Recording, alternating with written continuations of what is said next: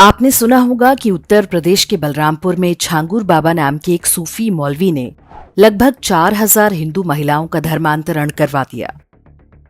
Love जिहाद और अन्य तरीकों से ये महिलाएं उसके पास लाई जाती थीं। फिर उनका अश्लील वीडियो बना लिया जाता था। उसके बाद बाबा जैसा जैसा कहता था वे महिलाएं वैसा वैसा करती थीं।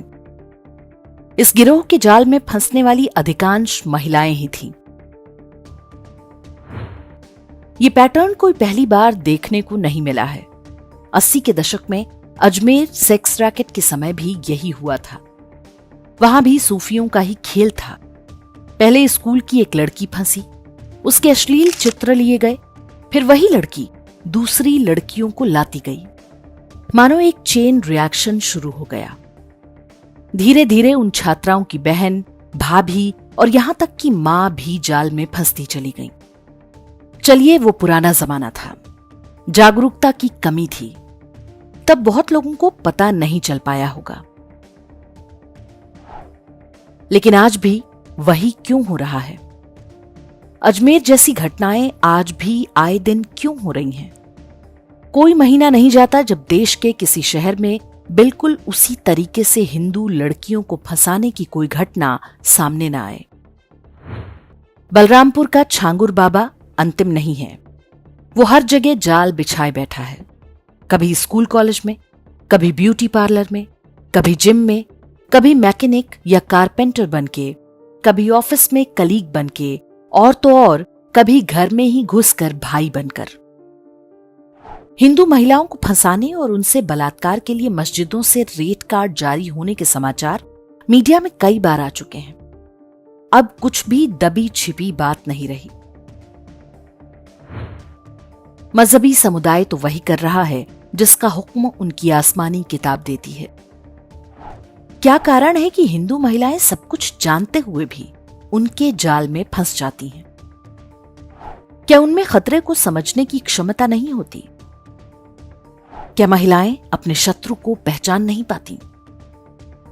क्या वे बहुत अच्छा आदमी होने का नाटक कर रहे व्यक्ति की असली नीयत नहीं पकड़ पाती? क्या हिंदू स्त्रियों को अपनी जान प्यारी नहीं होती? या वे सीधी सादी बेचारी होती हैं जिन्हें कुछ पता ही नहीं होता, कोई भी उन्हें झांसा देकर कुछ भी करवा सकता है? 80-90 के दशक के बाद भारत में महिला सशक्तिकरण का अभियान आरंभ हुआ था। बताया जाने लगा कि महिलाएं पुरुषों की तुलना में अधिक स्मार्ट होती हैं। उनके निर्णय अधिक सूझबूझ वाले होते हैं। विज्ञापनों ने इस धारणा को और भी मजबूत बनाया। कोई भी प्रोडक्ट लेना हो, विज्ञापनों में घर की स्त्री को ही सबसे सही निर्णय लेते दिखाया जाने लगा। 10वीं 12वीं की परीक्षा में हर वर्ष एक ही हेडलाइन छपने लगी कि लड़कियों ने फिर से बाजी मारी। बताया जाने लगा कि लड़कियां शिक्षा को लेकर अधिक गंभीर और बुद्धिमान होती हैं। ये सब बराबरी के नाम पर हो रहा था, लेकिन इसका परिणाम वही हुआ जो होना था। हमें स्वीकार करना होगा कि स्त्री और पुरुष समान नहीं हो सकते। जो काम पुरुष बहुत अच्छे से कर सकता है, उसे कोई महिला उतनी कुशलता से नहीं कर सकती। इसी प्रकार जिन कामों में महिलाएं अधिक योग्य होती हैं, उनमें पुरुष उनसे बराबरी नहीं कर सकते। धरती पर मानव सभ्यता के आरंभ के समय से ही पुरुष ने साधन और सुरक्षा उपलब्ध कराने का उत्तरदायित्व संभाला है। महिलाओं की भूमिका परिवार का पालन पोषण करने वाली, ये एक प्रकार से कार्य का बंटवारा था। पुरुष बाहर के काम देखता था और महिलाएं घर के अंदर का। जेनेटिक रूप से पुरुष अधिक तार्किक और महिलाएं भावनात्मक होती हैं। सोशल मीडिया से लेकर वास्तविक सामाजिक जीवन तक में जिस प्रकार के शिकारी जाल बिछाए बैठे हैं, उनमें एक भावनात्मक प्राणी के फंसने की संभावना सदैव अधिक रहती है। फंस तो पुरुष भी सकता है, लेकिन वो सामूहिक तरीके से नहीं फंस सकता जैसे महिलाएं फंसती हैं। भारत ही नहीं, दुनिया भर में इसके उदाहरण हैं। भारत में लव जिहाद है तो यूरोप में ग्रूमिंग गैंग है। इसलिए सबसे पहले हमें यह कहना बंद कर देना चाहिए कि महिलाएं बहुत समझदार होती हैं। महिला हो या पुरुष, समझदार वो होता है जो किसी भी खतरे को भांपकर उससे बाहर निकलने का रास्ता निकाल लेता है। पर महिलाएं इतनी मूर्ख भी तो नहीं होती। उनकी उपलब्धियों और बुद्धिमत्ता के अनगिनत उदाहरण दिए जा सकते हैं। फिर भी यदि बड़ी संख्या में महिलाएं जाल में फंस रही हैं, तो उसके कुछ कारण बहुत स्पष्ट हैं। वास्तव में यह सामूहिक ब्रेन वॉश का मामला है। हमारी पीढ़ी की महिलाओं को बताया गया है कि तुम्हें बहुत दबाया गया है। घर का काम करना बुरी बात होती है। बच्चे पालना पिछड़ेपन की निशानी है। भजन गाना दकियानूसी है, लेकिन सूफी संगीत रूहानी होता है। तुम्हें तो खुद को प्रूव करना है। पति हो या पिता या बच्चे, सब तुम्हारी फ्रीडम में बाधक हैं। जब आपने अपने ही शुभचिंतकों को शत्रु मान लिया, तो फिर असली शत्रुओं का काम आसान हो ही जाएगा। इस दुष्प्रचार में फंसी महिलाओं का एक बड़ा वर्ग देश और दुनिया में क्या हो रहा है उससे पूरी तरह से कटा हुआ है। वे एक छद्म दुनिया में जी रही हैं जो नेटफ्लिक्स पर दिखाई जा रही है। स्त्रियों की स्वतंत्रता आवश्यक है, लेकिन दुर्भाग्य से ये स्वतंत्रता बिना उत्तरदायित्व के आई है। महिलाओं का एक बड़ा वर्ग है जिनमें तर्क बुद्धि का भयानक अभाव है। पहले एक सामाजिक नियंत्रण हुआ करता था। परिवार और पास पड़ोस की महिलाएं भी बच्चियों पर नजर रखती थीं। अब सबसे कह दिया गया, तुमसे क्या मतलब है, मैं चाहे जो करूं।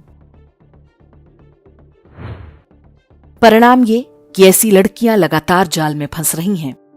इससे बचने के लिए एक समाज और परिवार के रूप में कुछ उपाय आवश्यक हैं। परिवार के लड़के और लड़कियों को देश और दुनिया में हो रहे मजहबी षड्यंत्रों के बारे में बताएं, ताकि उनमें शत्रुबोध जागृत हो। हिंदुओं के नेता यदि कहते हैं कि सारे धर्म समान हैं, सबका डीएनए समान है, तो उनकी बातों पर ध्यान न दें। उनकी अपनी विवशताएं होंगी। उनके लिए यह राजनीति का विषय है, लेकिन एक सामान्य हिंदू के लिए यह अस्तित्व का प्रश्न है। बच्चों को मजहबी समुदाय के दोस्त बनाने के खतरों से आगाह करें। बताएं कि कोई भी मजहबी व्यक्ति कभी एथीस्ट, ह्यूमैनिटेरियन, लिबरल या प्रोग्रेसिव नहीं होता। वो एक न एक दिन उसके धर्मांतरण या हत्या का प्रयास करेगा। ऐसा करना उसके मजहबी कर्तव्यों में से है। उन्हें इस तरह की घटनाओं के बारे में बताएं। उदाहरण के लिए यूपी के बहराइच में कुछ समय पहले हुई घटना, जहां दो दोस्त इंस्टाग्राम पर आपस में चैट कर रहे थे। एक मजहबी समुदाय का था। उसने एक वीडियो भेजा जिसमें हिंदुओं को कुत्ता कहा गया था। हिंदू लड़के ने गुस्से में आकर अरबी मजहब के संस्थापक पर कुछ कह दिया। मजहबी लड़के ने तत्काल स्क्रीनशॉट लिया, उसे अपने मदरसा ग्रुप में प्रसारित किया और देखते ही देखते हजारों ज़ॉम्बी सड़कों पर आ गए। ओला उबर के नारे लगे और सिर तन से जुदा करने की मांग की गई। लड़के ने माफी भी मांगी और पोस्ट भी डिलीट कर दी। लेकिन वो हिंदू लड़का अब कभी भी सामान्य जीवन नहीं जी पाएगा। पुलिस कब तक सुरक्षा देगी? रही बात छांगुर बाबा जैसों के जाल में फंसने वाली महिलाओं की, तो उसमें हम बहुत कुछ नहीं कर सकते। उन्हें उनके हाल पर छोड़ने में ही भलाई है। वे जिस बीमारी का शिकार हैं, उसे उन्होंने खुद ही अपनी इच्छा से चुना है। हमें नई पीढ़ी को इस समस्या से बचाने पर ध्यान देना चाहिए। उनसे सच बोलना चाहिए। उन्हें बताना चाहिए कि स्त्री और पुरुष समान नहीं होते। दोनों की अलग अलग भूमिका है। दोनों अपने अपने काम में होशियार होते हैं। दोनों के मेल से ही परिवार और समाज बनता है। स्त्री के लिए जितना जरूरी एक पुरुष है, उतना ही पुरुष के लिए एक स्त्री की आवश्यकता है। ये सह अस्तित्व जब तक गड़बड़ाया रहेगा, बॉलीवुड से लेकर बलरामपुर तक छांगुर बाबाओं की दुकान चलती रहेगी।